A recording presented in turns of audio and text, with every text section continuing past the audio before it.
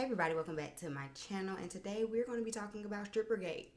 Period. We're not going to be talking about the episode. I'm not giving y'all a whole review. That's what you want.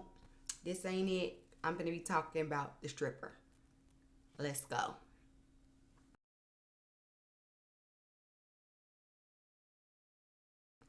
So y'all, after waiting 10 episodes, we done finally got here. The ladies have come home from dinner. Candy has given them their assignments and what to put on. Okay, she is acting as the mistress of the dungeon. I was here for it, okay? This looked like it would have been such a fun bachelorette party. I'm sorry. First of all, I ain't never been to a successful bachelorette party. So, well, no, I lie. I lie. I've been to one, but never one to this extent, and never like, I don't know. Anyway, regardless, I would have enjoyed this. I'd have had my alter ego name ready. I'd have had my ones that Candy gave me. I'd have been in that thing making it rain, drinking, twerking, having a good time. I wouldn't be kissing all up on Portia like Toya was doing, or allegedly banging the stripper in the back room. However, I would have been having my fun because one thing about it, two things for sure, and three things for certain. Candy knows how to throw a good little sexy party. Okay? So they go. We finally get Cynthia's dress. She's introduced to all of the girls. They up here acting like the whole house or something. Honey, Candy is introducing them. You know, we got peach juice and vagina drip and lickety split and chocolate and all of that. It looked like it was a fun time. Like they were all very much so in character. Even Kenya was very much so in character. And everybody, just like I said, at first Cynthia was acting real auntie. They called her out about it, but she ended up kind of loosening up. They go to the backyard. They see the dick in the box covered in channel. Okay? And everybody is excited. They ready to get him on up out of there, honey. Come on in the room. I don't think I should sing that. I don't think this is appropriate. But he gets back in the room. Bolo does what Bolo does. You know, if you are a fan of Bolo, you know that he does tricks and he does flips and he likes to pick people up, and you know it's a whole thing. And so, you know, I watched this bootleg on YouTube, so I didn't get to really enjoy the scene like I wanted to. I'm gonna have to go. Somebody, if y'all got the link to where it ain't like chopped and screwed, y'all drop the link down in the comment section. I want to see it. Or send it to my DM. Follow me on Instagram. Send it to my DM. But anywho, so he leaves. He goes to the back room. Candy directs him to what room he can go and change and stuff like that.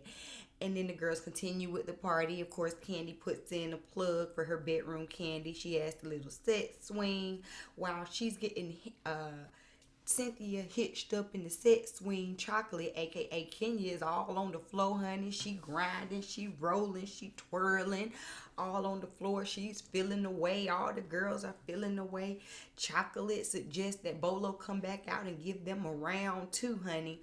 And so before he gives them a round two, you know, production decides we just gonna let y'all have a good night. We gonna wrap. They take the mics off. Everybody leaves. They cover up whatever mics were in the house, you know, and they're supposed to be having like this good time. So here's my thing. I'm gonna stop it here. Here's my thing. From what we saw, there was nothing wrong, inappropriate, or anything with the bachelorette party. I appreciate them trying to give them some privacy so they could just enjoy their bachelorette party, and let their hair down. And I also want to say that at the end of the day, all of these women are grown, so whatever they choose to do is what they choose to do, and they should not be shamed for it. Okay? Continuing on with the story. So, 5 o'clock in the morning, 6 o'clock in the morning, Kenya decides to come down to the kitchen for whatever, and she hears noises coming from that spare bedroom. Remember how they gave us that chart, honey? Room. So basically, this empty room was between Portia's room and Candy's room, okay? In this empty room over here, there were some noises to be had.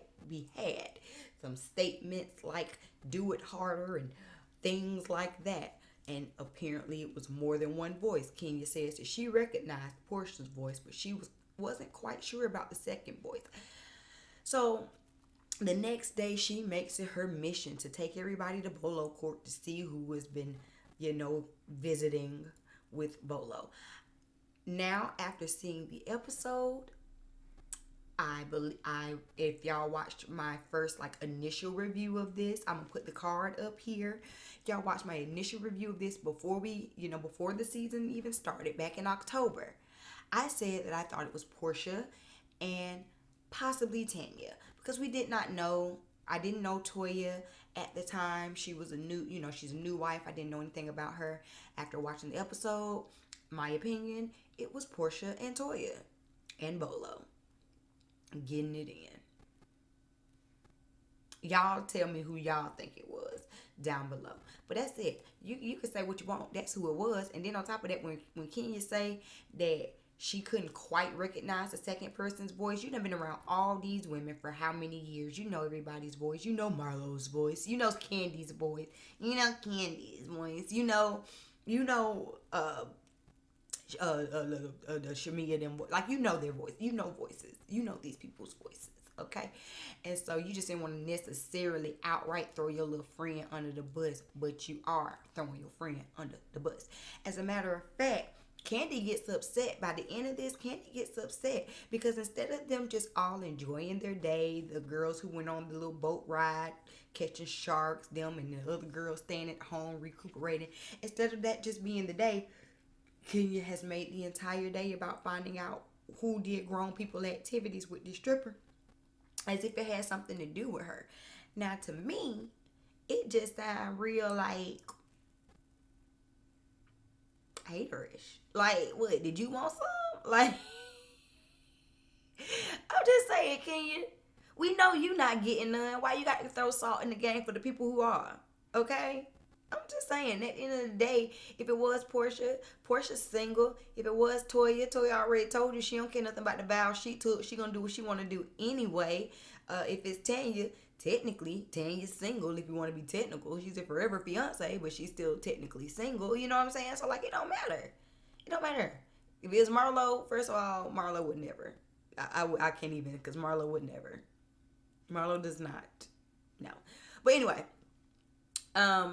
so Toya claims that she has an alibi because she has a video of her on Instagram at 6 in the morning or something like that. But you can say what you want. You can say what you want. I never told y'all who I think it is. And Kenya just will not let this go. She spent the entire episode doing this.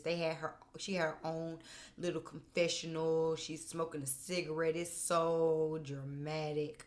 Honey, Kenya, you would be a lot happier if you had got you some Bolo. I'm convinced. That's the problem. Problem is you need some Bolo in your life. And Candy gets mad because Candy's at the end of the day, what happens in the dungeon stays in the dungeon. That's why Candy be having these girls on the NDAs, because if they fooling around with people like Kenya, the very next day they gonna tell everybody. That wasn't nobody's business. For real. The cameras were gone. That wasn't nobody's business. Now, the little, they were letting us see, little, I don't even know how they could tell who was who and what was what. But apparently, when Bolo came back out there, people were dancing with him. And at the end of the day, that's what strippers do. Strippers pick you up. So, I believe Drew probably got picked up, I think they said. And, at the end of the day, that's what strippers do. I say this as a person who's gone to a few, male strip clubs, male reviews, and I'm normally one of the smallest people in the room, so I'm used to getting picked up. Ain't nothing crazy about it.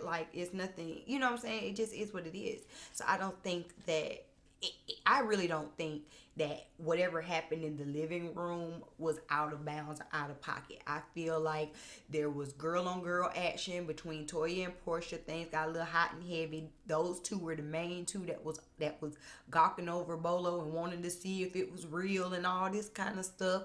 So they probably did maneuver that on into the room.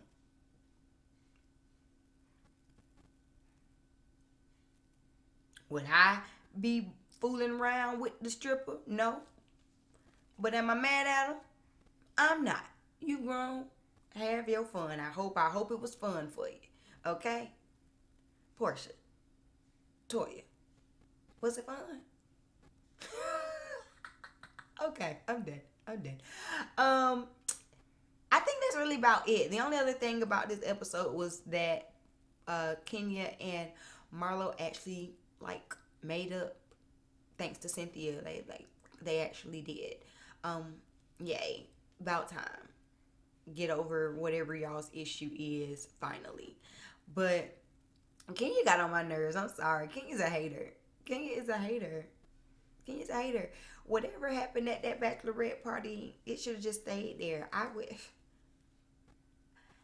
Look, I'm just saying. Next time I have a girlfriend who's getting married, we just need to hire Candy to be like or Don Juan to be like the party promoter, the party planner, because they throw some good little bachelorette adult parties, and I'm not mad at it. I ain't finna go home with the stripper, but I'm gonna enjoy the night's festivities. Y'all drop down in the comments, tell me what y'all thought. Like, I felt like now that we've seen the episode, I am upset. One, I'm upset because honestly, I don't think it was that deep. Like, I feel like it's been hyped up for so long that now that I've actually seen it, I'm just like, okay, you know? And I'm upset because now what are we going to talk about? Because if you're going to spend more, because we already, like, if you're going to spend more than half of next episode talking about this, which we already know that they will, I'm going to get aggravated. As a matter of fact, even Toya's getting aggravated with her best friend. Did I say that? I don't know if I did. This is my second time recording this video. But anyway, regardless, even Toya's getting upset with her new bestie Kenya, and she starts to see, oh, I see what y'all are saying, because Kenya is a hater. And if she had got some BOLO, she'd be a lot happier. All right, that's it. That's all I got to say. Y'all drop down in the comments, tell me your thoughts on this week's episode. At this point, we can log out from Real Housewives of Atlanta, don't you think? All right, we'll see. I'll see y'all in the next one. Don't forget to subscribe, hit the bell, and see you back here next week. Peace.